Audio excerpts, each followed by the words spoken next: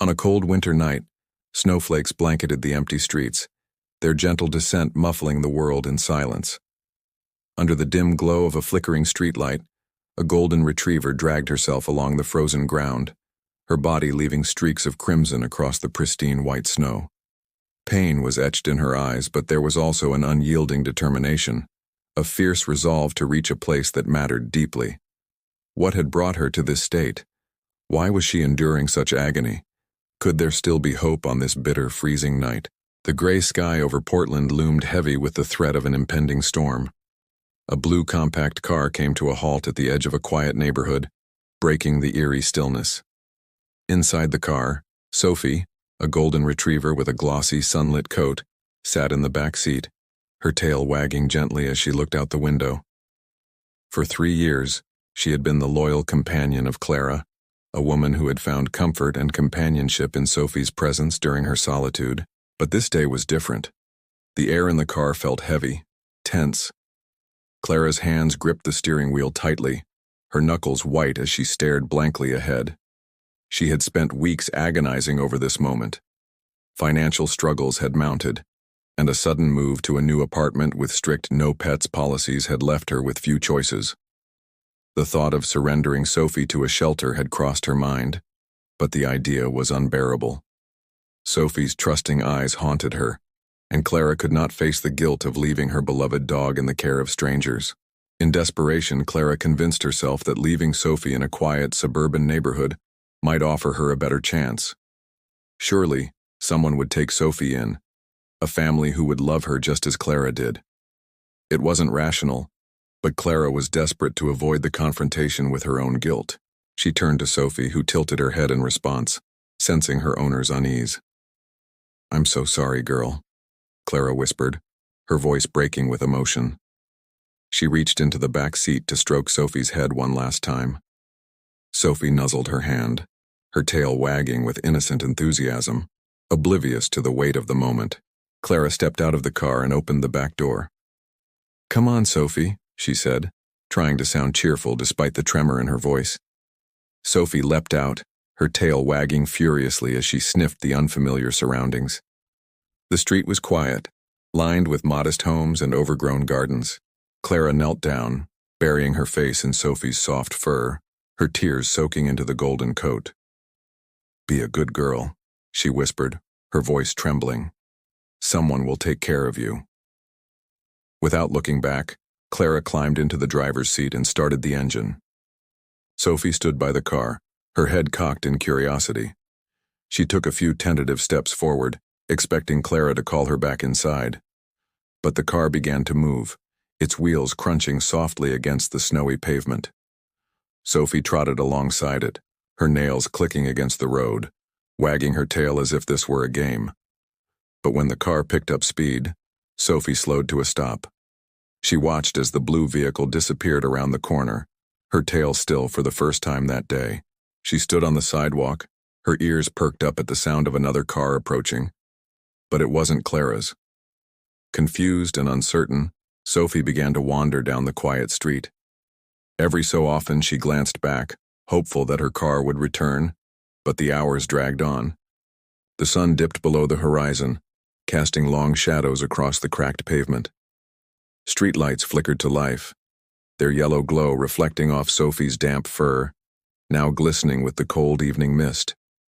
A gentle breeze carried the faint scent of Clara's perfume, lingering on Sophie's coat. She sniffed the air, desperate for any trace of her owner, but the scent was fading. As night fell, the street grew eerily silent. Sophie lay down on the cold ground, her head resting on her paws, her eyes fixed on the direction Clara had gone. Hunger gnawed at her empty stomach, but she didn't move. She had always trusted Clara to provide, to protect her. Now lost and alone in an unfamiliar place, Sophie didn't know where to go or what to do. The distant sounds of the neighborhood, a barking dog, rustling leaves, and the occasional hum of a passing car, felt alien and unsettling. A group of raccoons scurried past, making Sophie lift her head briefly, but she lowered it again, her body trembling from the cold and the realization that Clara wasn't coming back. By midnight, Sophie could no longer ignore the ache in her stomach. She stood, her legs stiff from hours of lying still, and began to wander. The once quiet neighborhood now felt ominous under the cover of darkness. She sniffed at trash bins, but they were sealed shut, offering no relief. A stray cat hissed and swiped at her when she ventured too close, forcing her to retreat. Her golden paws ached from walking aimlessly on the rough pavement, the smooth pads unused to such harsh terrain. As dawn broke, Sophie found herself in an industrial part of town. The air smelled of rust and oil, mixed with the faint, unpleasant scent of garbage. The abandoned warehouses lining the narrow streets loomed over her like silent sentinels. Her once pristine coat was now matted and dirty, her tail drooping low. She stumbled across a shallow puddle and drank deeply, grimacing at the metallic taste but grateful for the moisture. Her stomach growled loudly, but food remained out of reach. As the morning wore on, Sophie wandered into a small, overgrown park. A broken bench sat beneath a gnarled tree, offering a semblance of shelter. She curled up beneath it, seeking refuge from the biting wind. Her eyes drooped with exhaustion, but she remained alert, her ears twitching at every sound. Sophie's mind struggled to process why Clara had left her. She had always been a good dog, obedient, loyal, and affectionate. What had she done wrong? What had changed?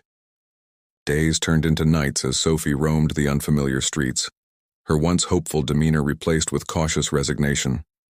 She learned to avoid busy roads and sought quieter areas, her instincts sharpening with each passing day. Hunger gnawed at her constantly, her golden coat now streaked with grime, and her ribs began to show beneath her thinning fur. Despite her struggles, Sophie's hope flickered faintly. Every car that passed made her ears perk up, and every figure in the distance caused her tail to wag briefly. But the cars never stopped, and the people never called out to her. Invisible in a city too busy to notice, Sophie pressed on. The storm of abandonment and survival was far from over, but somewhere deep within her, a mother's fierce determination was beginning to stir, a resolve that would carry her through the days to come. The dim light of Emma's flashlight illuminated the engraved name on the worn leather collar. "Sophie," Emma whispered, her voice trembling as she traced the faded letters with her fingers. The coincidence was striking, a name so familiar, it tugged at her heartstrings with uncanny force. She glanced at the injured dog lying in the cold, drenched in the relentless rain. Sophie, as if sensing the familiarity of her name on Emma's lips, let out a soft whimper, her tired eyes locking with Emma's. Emma felt an overwhelming sense of purpose flood her chest. It was as if fate had led her to this very moment. With no time to dwell on the emotional weight, Emma worked quickly. Using her raincoat and a discarded piece of plywood, she fashioned a makeshift stretcher for Sophie. Each movement was deliberate, her heart aching with every wince of pain Sophie emitted. Despite her obvious discomfort, the dog didn't resist. Her gaze shifted repeatedly to the box where her 4 puppies lay, huddled together, their tiny bodies trembling from the cold.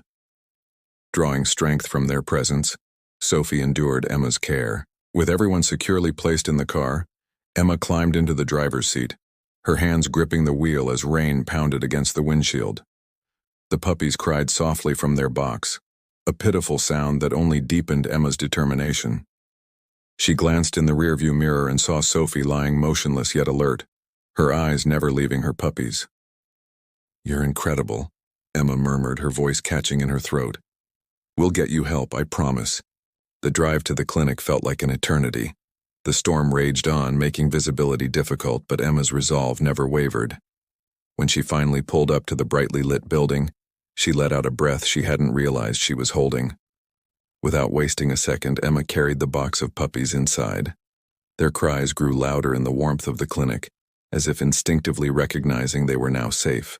Returning to the car, she enlisted a colleague's help to lift Sophie, stretcher and all. The mother dog whimpered faintly but kept her eyes on Emma, as though trusting her completely. Inside the clinic, the sterile lights revealed the extent of Sophie's injuries.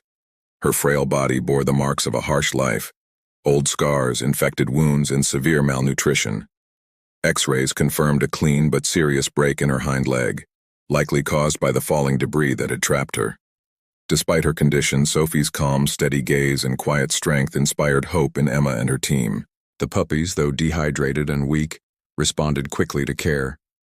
After feeding and gentle warmth, their tiny bodies seemed to revive, their soft breaths steadying. Meanwhile, Sophie underwent surgery to repair her leg. The procedure was long and delicate, with a metal plate and screws inserted to stabilize the fractured bone. Throughout it all, Emma stayed by her side, her hand resting gently on Sophie's head.